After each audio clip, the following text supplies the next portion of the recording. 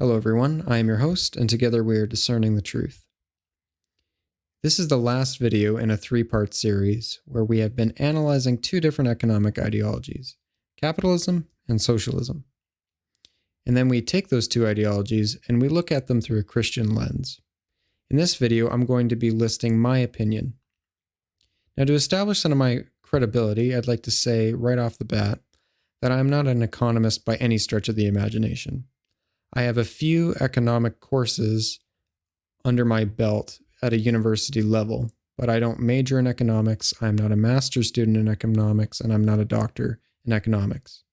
I major in human resources, and I've had to take economics courses, so I have a wider understanding of economics, more available to me than to the general population. First off, I'd like to say that it is wrong to label Jesus with any ideology. So Jesus transcends economic thought, and there is no perfect system. Jesus is neither a socialist nor a capitalist. And anyone who says that he is a socialist or a capitalist is wrong, because claiming that Jesus belongs to a human ideology actually diminishes his divinity. Because no human system is perfect, therefore, claiming that God, the Son of God, subscribes to a human ideology would actually make him imperfect. So never associate Jesus with an economic ideology. Never claim that he subscribes to something that's human-made. He's beyond that. Now, Christianity is not just our primary identity. It is our only identity. So I'd like to illustrate this in using something I call the mountain analogy. So imagine that you are on top of a mountain, and it's a huge mountain range, and you see a bunch of other mountains before you. Now imagine the mountain that you're standing on is the mountain of Christ. Standing from this vantage point, you look at all the other mountains, and each other mountain represents a different ideology. And you see there's the mountain of capitalism, and you see that there's the mountain of socialism. Now, from standing from your vantage point, you can look at those mountains and you can say, oh, I see some aspects of capitalism that agree with Christianity, and so I'll accept those. But there are certain aspects of capitalism that don't agree with Christianity, and I have to reject those. And you can do the same with socialism. That's important when examining any ideology. You have to be standing from the vantage point of Christ, and the only way to do that is to not just make him your primary identity, but your only identity. This is very important. Jesus says himself, you cannot serve two masters. You will love one and hate the other. You can't serve both capitalism and Christianity or socialism and Christianity. You have to only serve Christianity and accept certain things about another ideology. It's the same with you'll be a double-minded person if you think otherwise. You're double-minded, as it says in James. A double-minded person should expect to see nothing from God. And so there is no such thing as economics in heaven, and there will be no such thing on the new heavens and the new earth. Economics is only necessary because we live in a broken world. The reason that we have to talk about these economic systems is because we need to manage this broken world in which we live in the best way that we can. And that will not be perfect. So first off, I'm going to talk about, because to be fair, I talked about socialism first. I'll talk about socialism first in this video. First off, I want to say that I do not subscribe to socialist teaching. Right off the bat, I just want to get that out of the way. So why don't I subscribe to socialist teaching? I would say there's two categories of reasons, but there are many reasons why I don't. The first category is because I don't believe socialism works by its fundamentals. The second thing is I don't actually believe that socialism is very moral. So, as Margaret Thatcher said, the problem with socialism is that you eventually run out of other people's money. So what is that talking about? Well, when you tax people enough, and when you drain people's bank accounts of their earnings, and when you, instead of allowing them to spend it on themselves, they spend it on just the collective. what ends up happening is that you destroy incentive to work beyond the absolute minimum, and only the absolute minimum is achieved. And so that socialism cannot take care of the poor because no one in society is able or equipped to take care of themselves. And you can see this in many different socialist countries. A good example of that is North Korea. I have a picture of a woman on this slide gathering grass in North Korea. This is common, and they will eat the grass. Now, we aren't bovine. We can't digest grass. And so when people eat grass, they don't get any nutrition out of it, or very little nutrition. And so this is what happens in many socialist countries. Poverty goes way up. So the poor don't actually do any better off. The poor actually do worse in socialist societies. And so the Soviet Union itself admitted to a 20% poverty rate. That's huge. And for the Soviet Union to admit that, we know that the Soviet Union did not have a good track record of admitting to its own mistakes. So for them to admit to a 20% poverty rate, we could almost assume that it was higher. But that is by itself an astronomical figure. So now a lot of people will say that, they're socialist states, all the socialist states that have existed, that wasn't true socialism. Well, if it hasn't worked in the past, why would we try it again and again and again? I believe it was Albert Einstein that said that trying something again and again and again and expecting a different result is the definition of madness. And so there has not been a successful socialist economy. And actually, non-profits themselves can only thrive in a capitalist setting. And so that's why I don't believe that socialism actually takes care of the poor. It hasn't historically, and it won't work in the future. So then the other question is, well, does socialism encourage brotherhood, as we talked about in the first video? Well, socialism actually encourages us to be enslaved to the state. And so I use slavery there. That's a big, bold word, and I mean it. Slavery is when someone does all the work and someone else profits all of the work and someone else gets all of the profit. That is socialism. If we work for the state, if we work completely for the state, if we work completely to the collective, all individuals are actually enslaved to the collective. And so we all become slaves to the state. That isn't brotherhood. That is being a slave and the collective not actually caring for the individuals in the collective. And there is no brotherhood in wanting to take from those who have and to give to those who want it by force. So those who typically vote for socialist parties vote for them because it will benefit themselves. I was in a speech class and someone was giving a speech on how we should vote for the NDP. That's a very left-leaning political party in Canada, which advocates for a lot of socialist-style policies. And one of these policies is free tuition for students. And his whole argument was that we should be voting for the NDP as students, because as students, we will benefit from the tuition being low. So it seems that socialism is very popular among students, among the poor, among people who are disadvantaged or actually have something to gain by it. And so I'm going to argue that the only reason people vote for socialism is for their own self-interest, which seems to go against the whole dogma of socialism, which is that we need to be looking out for each other's interest. So even socialists themselves are only looking out for themselves. And so that's not a part of brotherhood either. And I would say that it is greedy to be envious of those who have earned their wealth. When we are envious of what others have earned, that is greed. When we see that someone else has earned a lot of money and we say, "Hey, I want a piece of that." That's not brotherhood.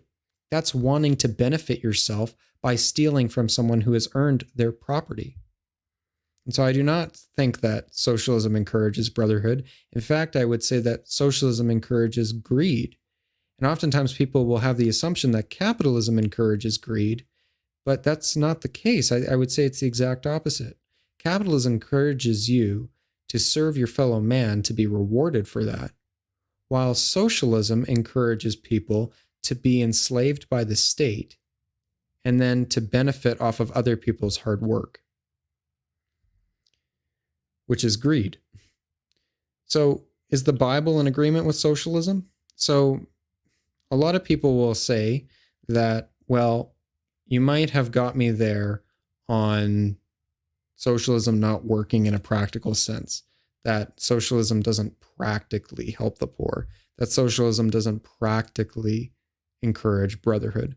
But at least my ideology is idealistically better than capitalism, because according to socialist ideology, at least on paper, mine is looking out for the betterment of human beings. But I would say that that's not the case at all. I would say that socialism violates 3 of the 10 commandments, and its very root is not morally better than capitalism. So socialism violates 3 of the 10 commandments. Socialism makes the collective an idol. It makes the collective an idol. It actually edges God out of the equation, because you have to sacrifice everything for the collective. The collective becomes God, and everything, your individuality has to be sacrificed. Everything must be put on the altar in worship of the collective. And socialism makes stealing okay. Just because you vote that it's okay to steal, to take someone's money and redistribute it, that doesn't mean it's not stealing. You've stolen something that isn't yours. You've taken something that isn't yours, that someone else has earned, and you're doing something with it. Whatever you do with it, that doesn't morally justify it. That's still stealing. And socialism encourages coveting your neighbor's possessions. So if you look at socialist taxation compared to regulated capitalist taxation, it works very different. In the capitalist regulated taxation, it would be like this. I'll use a very crude example because I'm trying to make this simple. Let's say I wanted to build a fence between my house and my neighbor's. So I go to my neighbor and I say, hey, I want to build a fence, and I think we could both benefit from this. We need a new fence. This one looks like garbage. We need a new one. And so I say to my neighbor, okay, it's going to be a $2,000 fence. I don't know how much fences cost. Let's just say it's $2,000 and it's a nice fence. And I'm going to pay 1,000 of that, and you're going to pay 1,000 of that. Let's split it. And my neighbor agrees and says, okay, we're both going to enjoy this fence 50-50. So let's split it 50-50, and we both benefit. That's what regulated capitalist taxation looks like. It's fair. What does socialist taxation look like? Well, it'd be like this. I want to buy a fence. So I go to my neighbor and I say to my neighbor, hey, I want to buy a fence. It's $2,000. And I think that because you make $100,000 and I only make $50,000, you should be paying more for the fence. That doesn't make any sense. Instead of 50-50, let's make it, you pay 2/3 and I'll pay 1/3. That doesn't make any sense, because the fact that my neighbor makes more money than me has nothing to do with the fact that we will both be enjoying this fence 50-50. And so that's what progressive taxation is it's saying, oh, because someone else can afford to be taxed more, they should be taxed more. I don't understand the moral logic behind that, because let's say you're going to build a road. Well, everyone in society can equally enjoy that road, so we should all be equally paying for that road, and it shouldn't be dependent on how much someone makes. It should be, or we all have equal access to that road, so therefore we should all be paying equally for that road. That just makes sense to me. That's what sharing to me is. And so socialism also, as I said, encourages coveting your neighbor's possessions. If I see that my neighbor has a nice car, and I say, oh, my neighbor has too much money, he needs to be paying more of that money towards society. Well, that's me coveting my neighbor's earnings. They've earned that money, and they should be able to do what they want with that. And according to Christian teaching, they should be giving some of that money away to charity, but it should be of their own free will. So I would say that it actually violates the law of God to believe in this ideology. And historically, socialist states have persecuted the church and been intolerant of religious viewpoints. Name a socialist country. Name China, name the Soviet Union, name Pol Pot, Cambodia. Name all sorts of socialist countries, and they hated religion. They persecuted people of religion. Still in China, we're seeing Christians their organs are being harvested. This is actually happening in China. Or even Muslims are being persecuted in China. And so many socialists would argue, well, socialism itself does not argue for the persecution of religion, but so you can't really blame the abuses that socialist states have used to punish Christians or to persecute Christians because of their beliefs, because it's not part of the dogma. Well, I would disagree. One, if it's historically happening, it's happening for a reason. And I believe that the reason is because it's rooted in socialist teaching. Marx had a lot to say about religion. Karl Marx said a lot. And I'll just say one quote from him. He said, "The first requisite for the happiness of the people is the abolition of religion." He wanted to abolish religion. He wanted to get rid of Christianity. He wanted to get rid of any sense of religion. That's why you see in Vietnam and all sorts of socialist states, they get rid of all of the religious texts, and all you're given is Marx and Darwin. That's all you're given. Because the reason that is because when the state, as I said, socialism makes the collective an idol, it makes the government God. When the government becomes so powerful, it sees religion as a threat to that power, because what the Bible will say about something is more important than what the state has to say about something. And so when it sees that as a threat, it tries to destroy it. And that's why you see that all the time. And so I do not believe we should be subscribing to an ideology which promotes this. So that'll conclude my argument against socialism. But I do have some things to say about capitalism. I would never say that I'm a pure capitalist, and I do not subscribe to capitalism 100%. Again, we're standing on the mountain of Christ and we're examining other ideologies, right? So capitalism, when it is not regulated by Christian values, neglects moral teaching. If you don't have the morals of Christianity, all you have is an economic system which can run rampant. Okay. And so I made my moral arguments for capitalism in the previous episode. And in this episode, we're going to focus more on the secular arguments. Now, what do I mean by secular arguments? I mean, we're going to talk mostly about why I believe capitalism works better than socialism.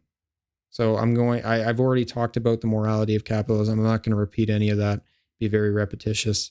I'm just going to talk about why I believe that capitalism works better than socialism. So I will say that when capitalism is left unregulated, it leads to economic turmoil. And we can see this very clearly in the Great Depression of the 1930s. So if you don't know, you probably have heard of the Great Depression. If you haven't, I suggest that you look it up, because I'm not going to give you a whole historical lesson on it. But it was a very significant event in time where a lot of people started to question the validity of capitalism. So in the Roaring 20s was a time of economic boom and that had never been seen before.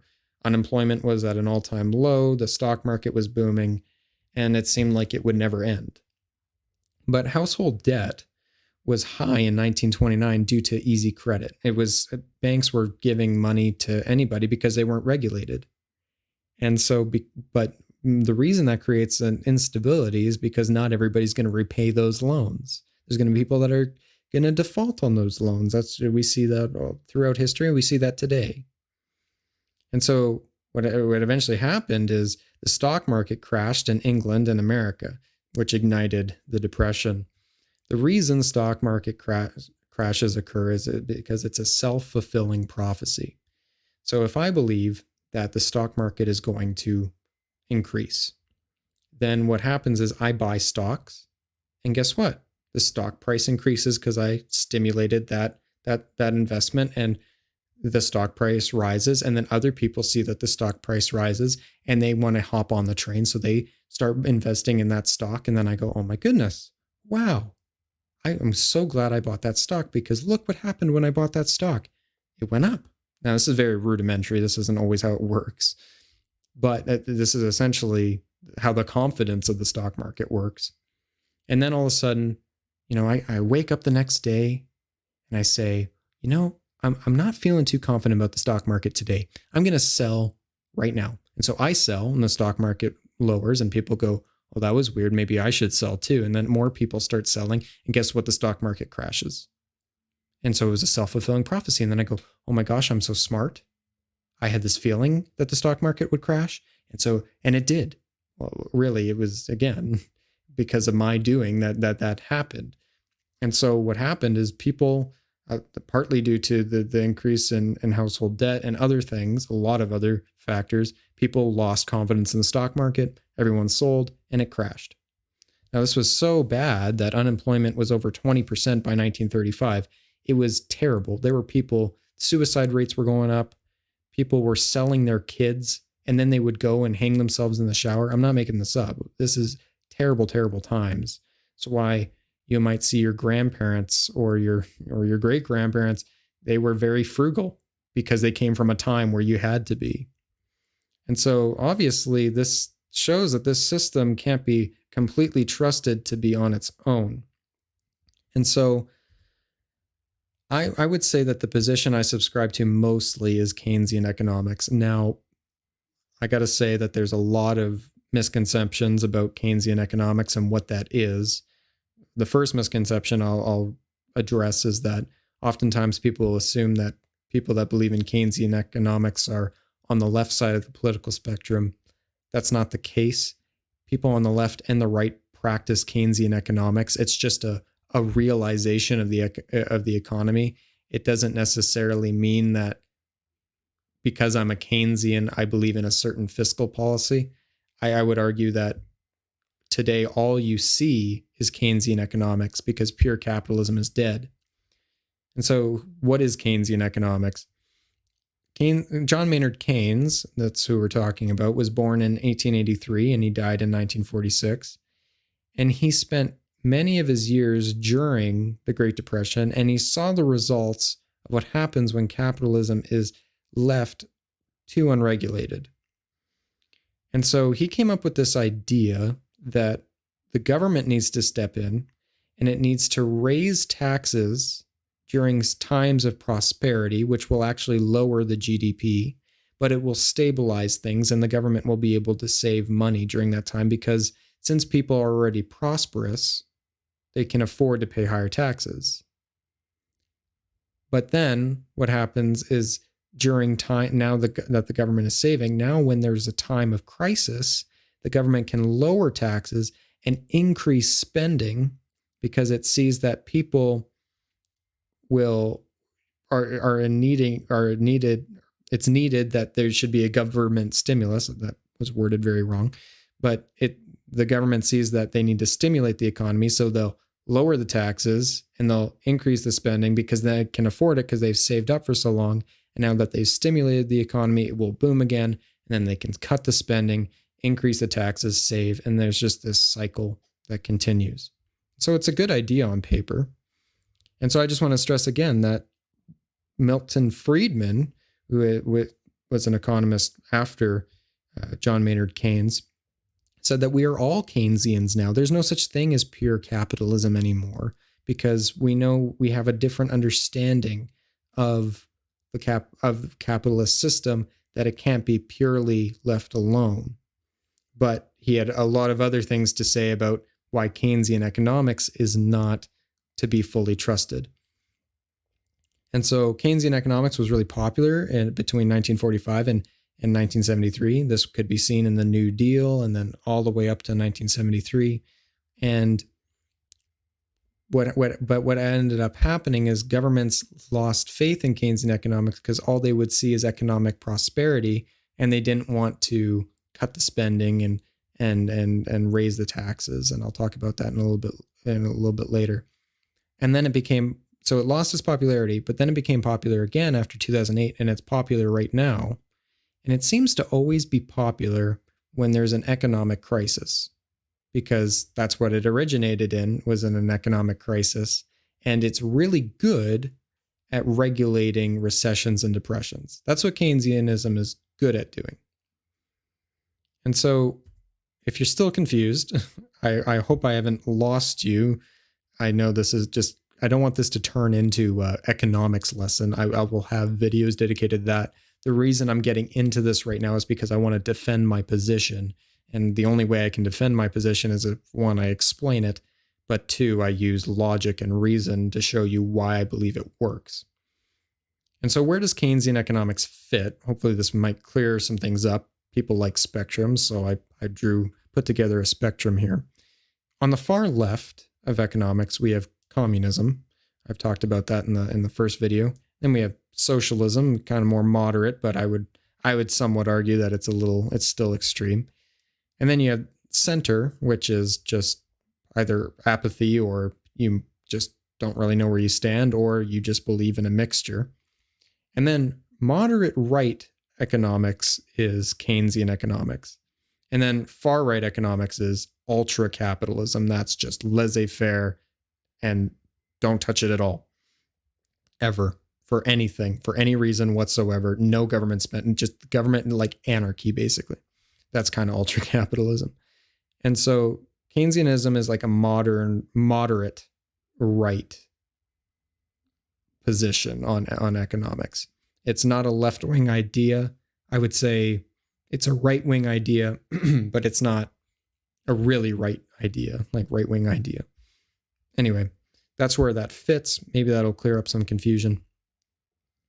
And so I'll get into just a little bit more technical stuff, because I think it's important to the position I'm trying to make.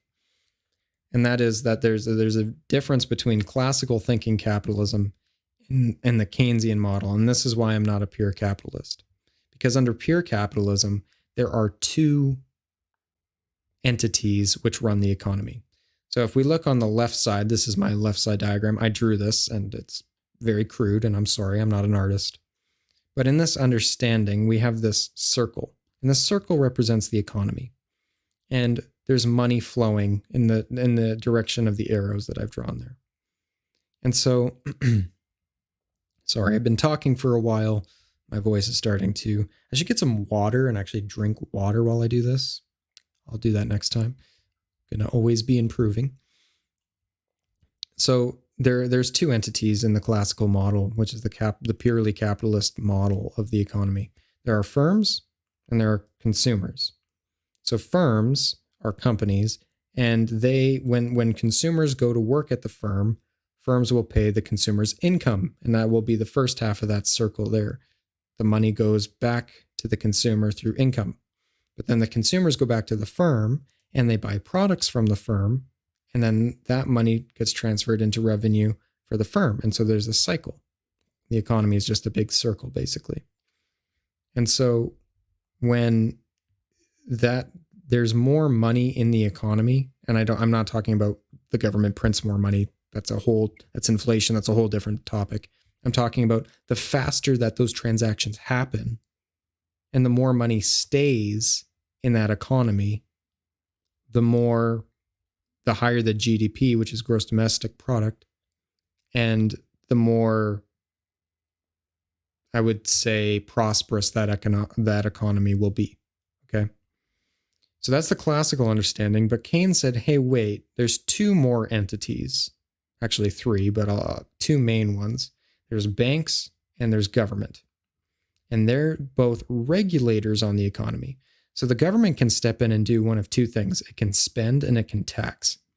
So the government can say, hey, I want to stimulate the economy, so let's spend money, and it'll put money into the economy, which will make the circle spin faster. The government can also say, I want to tax, and takes money out of the economy, and it'll lower the GDP and make that circle spin not so fast. Banks can do something similar. They can save money. So when you take your money and you put it into an ATM machine, you put it into the bank, and you're not going to touch it, you're saving, you're not spending your money, therefore that it's not going back to the firm, and so it slows down the economy. Another thing banks can do, though, is they can invest in a firm through loans, and they can say, or through a mortgage for consumers or something of that sort, and in that way the economy gets stimulated. The last thing I'll touch on with how the economy works is it works through foreign markets. So when we import goods, money will leave the economy because we're purchasing goods. Goods are coming in, money's going out. And so as money leaves the economy, the GDP gets lower. And then there's exports, where we bring money into the economy by selling our goods. And so the circle will spin faster. That's essentially how it works. And so I wanted to make that clear when we're going to be talking about the next thing, which is, why can Keynesian thinking be dangerous? So I'm not going to sit here and say that I believe in Keynesian economics 100% and that's what I subscribe to. No, there's a big problem. I'll address one main issue with Keynesianism. There's others, but I'll address one in this video. And there's a GDP equation, which I touched on, which is it's C plus I plus G plus X minus N. That's the GDP equation. And that's that's about as simple as I can make it. And so I'll just briefly explain it. What it essentially is it's consumption, that's C. Consumption is when you go to the store and you buy goods. That's bringing the money back to the firm. The I is investment, as we discussed. When banks invest in the economy, it will stimulate the economy. G is government, what the government will do. And so the government can either spend or it can tax. And so that's why it's S minus T. So the government can spend money, which will stimulate the economy, but when it taxes, it will decrease the GDP. And then there's X, which is exports, and N, which is imports. And so X minus N, the more exports you have, the better. The more imports you have, the lower the GDP gets. And so it's good. We know it's good to have a high GDP. High GDP, through many studies, has been linked to higher happiness, higher prosperity, higher lots of things in society. It's better to have a higher GDP because people can afford more, people can do more. Money doesn't buy you all sorts of happiness, but money is definitely a contributor in people's ability to survive. And so it's an important topic that it's an important issue that we're talking about. That's why the GDP matters in countries. Even in a socialist country, the GDP matters. It doesn't matter where you are. GDP is everywhere. And so all GDP is it's the gross domestic product. It's the gross, it's the summation of the amount of transactions that happen within an economy. That's what all it is. And I'm trying to explain this as simple as possible. So if there's any economists that are like, "Oh, you didn't explain this. You made this too simple." I'm trying to explain this to someone that doesn't have a huge economic understanding, and I want to make it simple. So I know I'm leaving out details, but I'm not doing it to be deceitful or anything. In fact, if you have comments or questions and saying, "Hey, you left this out," feel free to leave it. I'd love to hear your input. Just wanted to get that out of the way. Again, I'm not a PhD in economics or anything. So why is Keynesian thinking dangerous then, now that we have an understanding of the GDP equation? So there's the 5-step problem with Keynesian thinking, which is, number one, let's see that the government sees that a recession is coming. The government lowers taxes and raises spending to stimulate the economy. As we see, if you increase spending and you lower taxes, the GDP will increase. So now after the stimulus, the economy begins to boom. And people will see that, oh, the government will say, oh, we did a good job. The economy's getting back. And now it's the government's job to decrease the spending and increase the taxes to save again. But that is never popular among the people. How would you like it if I, as a politician, said to you, hey, you know what? We're doing really good as a country right now. I'm going to both decrease your healthcare and I'm going to make you pay more taxes. There is no way that government's getting reelected. And you can see this on both the left and the right side of the political spectrum. You'll see Democrats and you'll see Republicans use this both equally, but you'll see them use it in different ways. They'll usually balance this out. Usually the Democratic Party or the Liberal Party of a country will increase the spending, but decrease the but increase the taxes as well. So you'll often see that liberals will have high taxes, but also high spending. So you'll have a lot of free healthcare and all these amenities, but hey, I'm paying a lot of taxes on that. Whereas right-wing governments will lower spending. Hey, you don't have all that healthcare, but hey, at least you're not paying high taxes. And so what happens is you get this weird balance that happens between the two political parties, but neither one utilizes Keynesian economics to what it's supposed to be, which is just whatever your political ideology is, it's supposed to be, hey, we're heading into a recession. We need to increase the spending and lower the taxes. But now that we're good, we need to decrease the spending and increase the taxes. It's very popular, and a lot of governments will do this. They will even increase the spending and decrease the taxes, and then they will never stop cutting spending. They will never cut spending, and they will never raise taxes because those are unpopular things among voters. And because governments themselves are self-interested, even a socialist government itself is self-interested, they will never actually utilize Keynesian economics. And so what ends up happening is because neither the Liberal Party or the Conservative Party or whatever party wants to look bad to the people, they will oftentimes refuse to cut spending or to raise taxes. And what ends up happening is the government debt increases uncontrollably. And this is what we're seeing now. We're seeing in the American economy. People are always saying, we've got to watch the American debt clock. The debt is out of control. Or the Canadian debt clock. Canada at one point used to have a surplus, if you can believe it or not. But because, again, there's this temptation as a government, because I want to be reelected and I want to keep my position and title, to not actually do what's best for society, but instead do what's best for yourself and looking like you're doing what's best for society. So that's why Keynesian thinking can be dangerous. And just as I said before with socialism, many socialists will say, at least my ideology looks good on paper. Well, if it doesn't look good but it doesn't look good in practice. Well, if it doesn't look good in practice, what good is it at all? I'll say the same kind of thing about Keynesianism. It looks good on paper, but if it doesn't look good in practice, if governments aren't actually going to utilize it, what's the point? And so that's the problem with Keynesianism. There's a lot of benefits. It's really good at stopping recessions and depressions, but is it really practical? History has shown that a lot of times it fails. And so now we're left with this kind of dilemma. I would argue that socialism itself is really something that we should definitely not be subscribing to, but capitalism also has all these problems. So what I would say is, as Christians, we can never subscribe to anything 100% except for the gospel. So socialism may seem on the surface level to be good, but when examined deeper, it has some serious flaws. And then pure capitalism, which is not regulated by Christian teaching, neglects moral values.